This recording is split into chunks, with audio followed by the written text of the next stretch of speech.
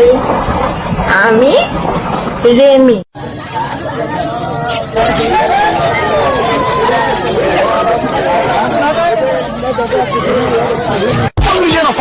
Walton fridge কিনে পেতে পারেন 20 লক্ষ টাকা, রয়েছে কোটি কোটি টাকার নিশ্চিত উপহার।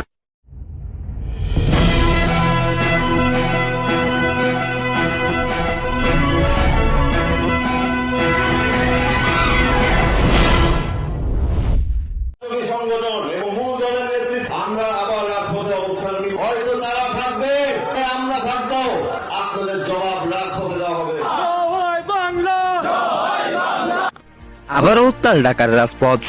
16 ডিসেম্বর বিজয় দিবসে সর্বকালের সেরা সমাবেশের প্রস্তুতি নিচ্ছেন আওয়ামী লীগের নেতাকর্মীরা, এমনটাই ধারণা করছেন রাজনৈতিক বিশ্লেষকরা। অন্যদিকে আওয়ামী লীগের পক্ষ থেকে সোহেল তাজের সাথে এবার যোগ দিলেন শেখ তন্ময়। ডক্টর ইউনূস সহ সমন্বয়কদের কঠোর হুঁশিয়ারি দিয়ে বলেন শেখ তন্ময়, আমরা বঙ্গবন্ধুর আদর্শে করা সৈনিক, দেশ ও দেশের মানুষের কল্যাণের জন্য আমরা আবারও আওয়ামী লীগকে পুনরুদ্ধার করব।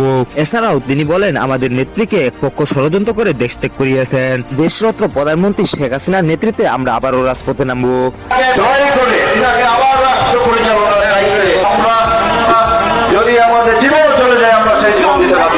শেখ তন্ময়ের দেশ এবং দলের প্রতি এমন ভালোবাসা দেখে তাকে অভিনন্দন জানিয়েছেন শেখ হাসিনার ছেলে সজীব ওয়াজেদ জয়। তিনি বলেন, 16 ডিসেম্বর রাজপথ থাকবে আওয়ামী লীগের দখলে, এবার আর কাউকে ছাড় দেওয়া হবে না, দল ও দেশের জন্য আওয়ামী লীগ সবকিছু করতে পারে।